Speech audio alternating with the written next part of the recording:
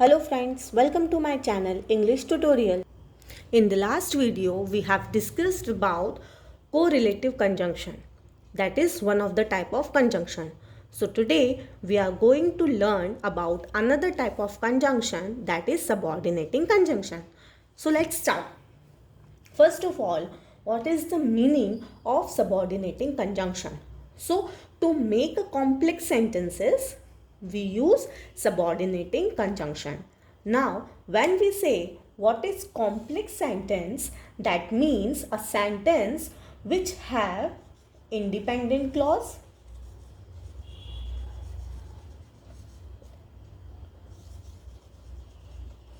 and second dependent clause.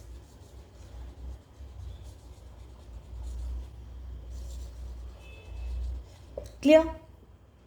In other words, we can say independent clause as a main clause and dependent clause as a subordinative clause.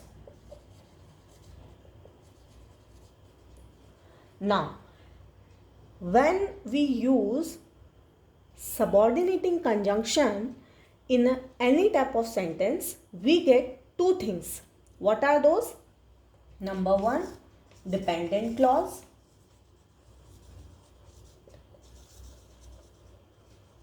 and second, subordinates the dependent clause.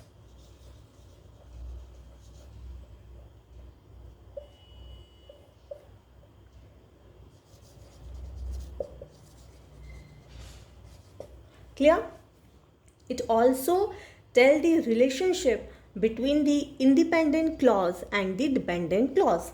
It tells the reader that dependent clause is much less important than the independent clause.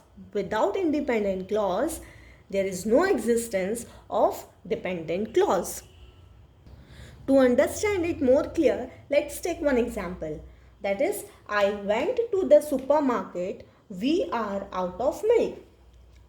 Now, in this sentence, both the sentence is complete and both the sentence has its own meaning which can stand their own.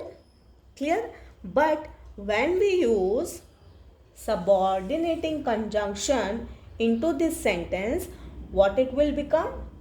I went to the supermarket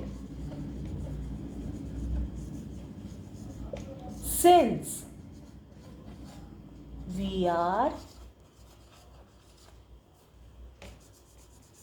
out of milk. Clear? So here since is our subordinating conjunction, which means second independent clause is no longer independent clause because it become dependent clause to the first clause. Clear? And also it tells us the relationship between the two of the sentence. In the first sentence, we are unable to find out the relationship between the two sentences, but while using since, we can able to understand what does the sentence exactly mean. That I went to the supermarket since we are out of milk. Clear? Now, let's understand functions of subordinating clause. First of all, what is the main function of subordinating clause is to identify the relationship between the two clauses. That means which one is dependent and which one is independent. अब examples हम देख लेते हैं कि हम subordinating clause में कौन कौन सी कंजंक्शंस हैं जो कि हम यूज़ कर सकते हैं. क्लियर? तो as per the situation, sentence में सिचुएशन कैसी रहेगी, अकॉर्डिंगली ही हम सबऑर्डिनेटिंग कंजंक्शन का यूज़ करेंगे. ठीक है? तो सबसे पहले मैंने जो कंडीशन ली है वो है कॉज. अब कॉज का मतलब, कॉज मतलब ऐसी कोई भी चीज़, ऐसी कोई भी सिचुएशन जो हमें रीज़न दे रही हो। Clear? To state the cause of something, to state the reason of something, किसी भी सिचुएशन का, किसी भी पर्सन का, पास्ट हो, प्रेजेंट हो, फ्यूचर हो, कोई भी चीज़ में अगर हमें रीज़न मिल रहा हो तो उस कंडीशन में हम कौन कौन से कंजंक्शन यूज़ कर सकते हैं? As, because and since. मतलब कोई भी सिचुएशन जो हमें रीज़न दे रही हो तब हम एज, बिकॉज या फिर since as a subordinating conjunction use कर सकते हैं। अब बात ये आती है कि हम कब एज यूज़ करेंगे, कब बिकॉज यूज़ करेंगे और कब सिंस यूज़ करेंगे। तो ये तीनों ही क्या हैं? इंटरचेंजेबल।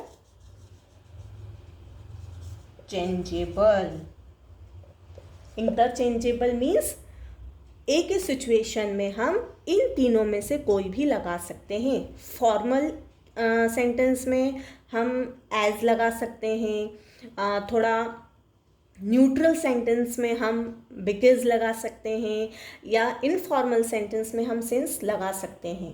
क्लियर? एग्जाम्पल देख लेते हैं।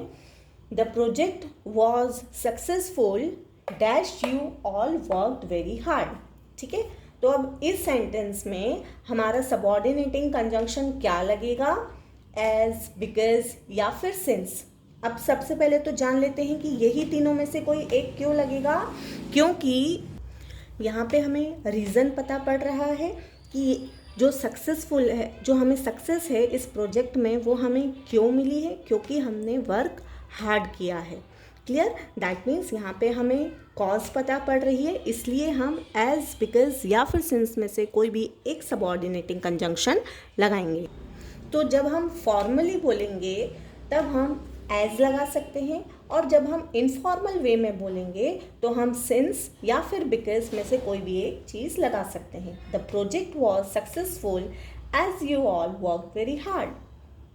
The project was successful because you all worked very hard. The project was successful since you all worked very hard. All three are correct. Only the difference is formal sentence and informal sentence. Clear? अब next situation आती है हमारी comparison या फिर similarities. ठीक है, जब हमें कंपैरिजन करना हो दो सेंटेंसेस में, या फिर हमें दो सेंटेंसेस में सिमिलैरिटीज़ दिखानी हो, तो उस कंडीशन में हम कौन सा कंजंक्शन यूज़ कर सकते हैं? As and just as. Clear? अब एज हम कब यूज़ करेंगे और जस्ट एज हम कब यूज़ करेंगे? जब हमें दोनों ही सेंटेंस में सिमिलैरिटीज़ दिखानी होगी तब हम एज यूज़ करेंगे। वहीं पे जब हमें कोई भी एक सेंटेंस में कोई एक्स्ट्रा एम्फसाइज करना होगा किसी भी स्टेटमेंट को, to emphasise statement,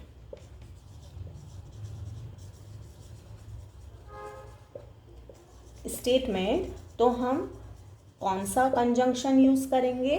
just as. Clear? Example देख लेते हैं। So here we have two of the sentences. Let's discuss one by one. It is raining as I thought it would. अब ये दोनों ही सेंटेंस क्या हैं? सिमिलर हैं। बारिश हो रही है जैसा मैंने सोचा था। क्लियर? मतलब ये दोनों ही सेंटेंस में सिमिलैरिटीज़ हैं, तो हमने कौन सा कंजंक्शन लगा दिया? As. She was late again just as we expected. यहाँ पे क्या है? एम्फसाइज किया जा रहा है स्टेटमेंट को। कौन से स्टेटमेंट को? She was late again. तो यहाँ पे क्या किया जा रहा है? एक्स्ट्रा एम्फसाइज किया जा रहा है पर्टिकुलर इस सेंटेंस को, तो हमने कौन सा कंजंक्शन लगा दिया? Just as. अब नेक्स्ट सिचुएशन है हमारी एक्सप्रेसिंग कॉन्ट्रास्ट। ठीक है, अभी हमने इसके पहले क्या देखा था? सिमिलैरिटीज़। अब हम देख रहे हैं कॉन्ट्रास्ट, मतलब हमें दो सेंटेंसेस का कॉन्ट्रास्ट देखना रहेगा एक्सप्रेशन। तो हम कौन सा कंजंक्शन यूज करेंगे, while या फिर whereas, ठीक है। और ये दोनों ही सेंटेंसेस हमारे क्या हैं, interchangeable.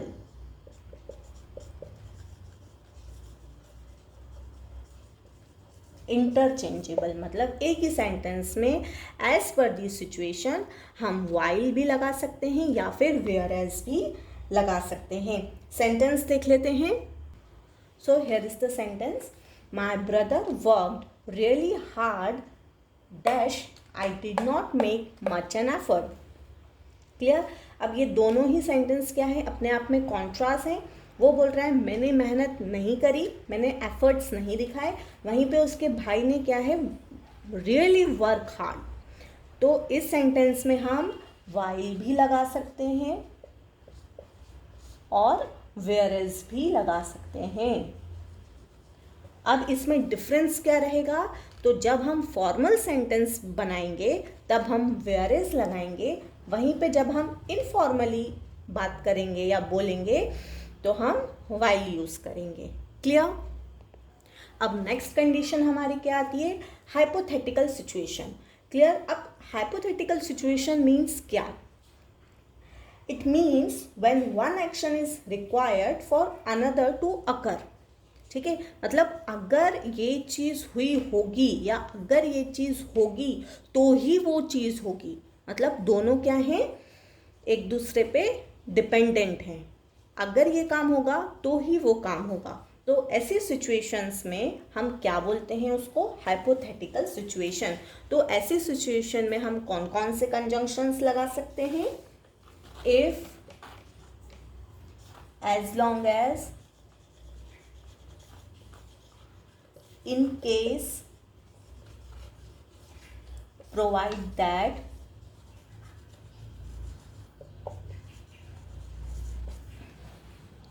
And providing.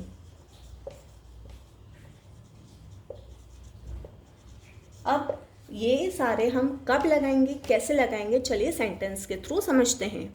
So here we have some of the sentences, let's discuss one by one. Clear. So number one is, I will buy you a pizza if you help me move my furniture. Clear. अब इस sentence में क्या हो रहा है, hypothetical situation बन रही है कि अगर तुम मेरा फर्नीचर खिसकाने में मेरी मदद करोगे तो मैं तुमको पिज़्ज़ा खिलाऊंगा। क्लियर। तो इस सेंटेंस में हमें क्या पता पड़ रहा है कि I will only by you a pizza if you help मी। तो हमने कौन सा कंजंक्शन लगा दिया, इफ। क्लियर। नेक्स्ट है, I will buy you a pizza as long as you get a bigger apartment। अब इस सेंटेंस में क्या है, हमने अपना कंजंक्शन बदल दिया, as long as। तो अब इस सेंटेंस में क्या हो रहा है, पहले सेंटेंस में क्या था, अगर तुम मेरी हेल्प करोगे तो, और यहाँ पे क्या है, जब तक तुम मेरी हेल्प नहीं करोगे, जब तक तुम बड़ा अपार्टमेंट नहीं लोगे तब तक मैं तुम्हें पिज़्ज़ा नहीं दिलाऊंगा। और यहाँ पे क्या था, अगर तुम मेरी हेल्प करोगे तो मैं तुम्हें पिज़्ज़ा दिलाऊंगा। और यहाँ पे क्या है, जब तक तुम मेरी हेल्प नहीं करो, घर बड़ा नहीं लोगे तब तक मैं तुम्हें पिज़्ज़ा नहीं दिलाऊंगा। क्लियर। नेक्स्ट है, you should buy a new TV providing you get a bigger apartment. अब इस सेंटेंस में हमने फिर से अपना कंजंक्शन बदल दिया, यहाँ पे हमने कौन सा कंजंक्शन लगा दिया, प्रोवाइडिंग। तो फिर ये सेंटेंस का मीनिंग क्या बन गया कि you should only by a new TV if you get a bigger apartment. अगर तुम बिगर अपार्टमेंट खरीदते हो तो ही तुम बड़ी टीवी लेना। क्लियर। मतलब सेंटेंसेस सिमिलर हैं लेकिन हम कंजंक्शन बदल के उसके मीनिंग को भी चेंज कर सकते हैं। क्लियर। नेक्स्ट है, आई will buy you a pizza even if you don't help me move my furniture. अब यहाँ पे हमने कौन सा कंजंक्शन लगा दिया, इवन इफ। तो यहाँ पे हमारा मीनिंग क्या चेंज हो गया, आई will by the pizza anyway. तुम मेरी मदद करो या ना करो, मैं तुम्हें पिज़्ज़ा दिलाऊंगा। क्लियर। नेक्स्ट कंडीशन आती है हमारी प्लेस। क्लियर। तो ऐसा कोई भी सेंटेंस जहाँ पे हमारा dependent clause is related to place, तो उस कंडीशन में हम कौन सा कंजंक्शन लगाएंगे, वेयर या फिर वेयर एवर। ठीक है। और ये दोनों ही कंजंक्शंस हमारे इंटरचेंजेबल नहीं है, not interchangeable. Clear? So let's understand it by examples. Number 1, he lives where it's always sunny.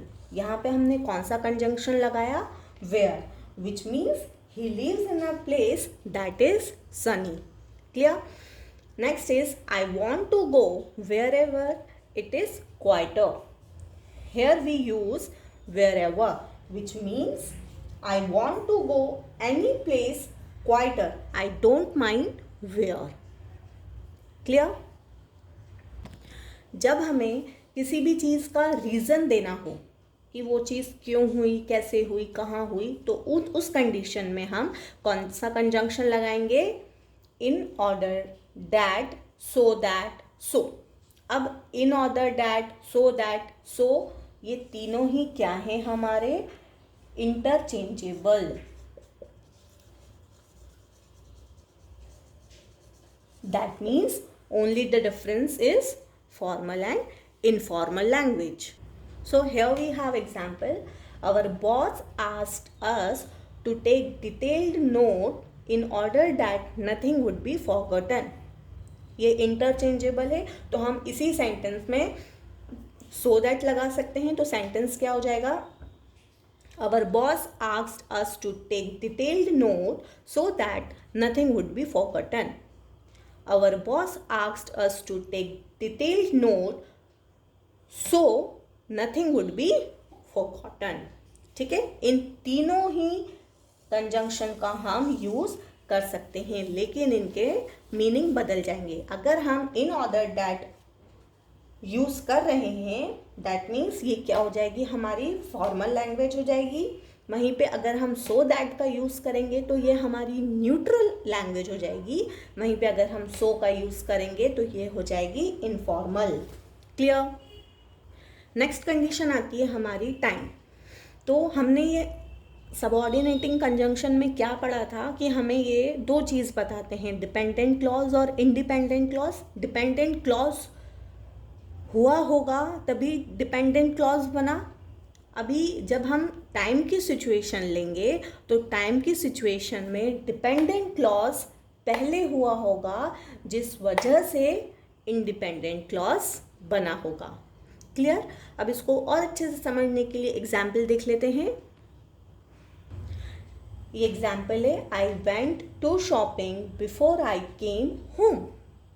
अब इस सेंटेंस में हमारा क्या है, बिफोर कंजंक्शन है। क्लियर। तो जब हम टाइम का यूज़ करेंगे, टाइम की सिचुएशन में सेंटेंसेस में हम जब कंजंक्शन देखेंगे कौन सा कंजंक्शन लगा सकते हैं, तब हम बिफोर यूज़ करेंगे।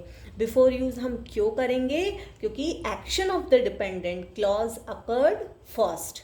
तो इस सेंटेंस में क्या चीज़ पहले हुई है, शॉपिंग पहले हुई है। क्लियर। तो हमने कौन सा कंजंक्शन लगा दिया, बिफोर। नेक्स्ट सिचुएशन आती है कॉन्करेंटली। अब कॉन्करेंटली सिचुएशन मतलब दोनों ही एक्शंस, मतलब डिपेंडेंट क्लॉज और independent clause at the same time occur हो रहे हैं। ठीक है। तो उस कंडीशन में हम बहुत सारे टाइप के सबऑर्डिनेटिंग क्लॉज कंजंक्शन का यूज़ कर सकते हैं, लेकिन अगर हम पर्टिकुलर सेंटेंस को एम्फसाइज नहीं करेंगे तो हम उस कंडीशन में सिर्फ व्हेन कंजंक्शन का ही यूज़ कर सकते हैं। ठीक है।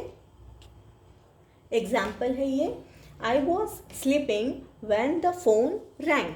ठीक है। अब ये दोनों ही सिचुएशन में जो हमारे दोनों क्लॉज हैं वो सेम टाइम पे अकर हुए हैं, सेम टाइम पे मतलब जब वो सो रही थी तभी फ़ोन बजा, और यहाँ पे कोई भी एक पर्टिकुलर चीज़ को एम्फिसाइज नहीं किया गया है, तो उस कंडीशन में हम कौन सा कंजंक्शन लगा देंगे?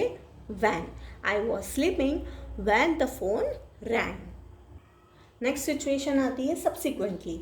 सब्सिक्वेंटली मीन्स जो हमारा इंडिपेंडेंट क्लॉज रहेगा वो हमारे डिपेंडेंट क्लॉज के बाद हुआ होगा, मतलब पहले डिपेंडेंट क्लॉज हुआ होगा, वो सिचुएशन हुई होगी, उसके बाद हमारा इंडिपेंडेंट क्लॉज सेंटेंस में आया होगा।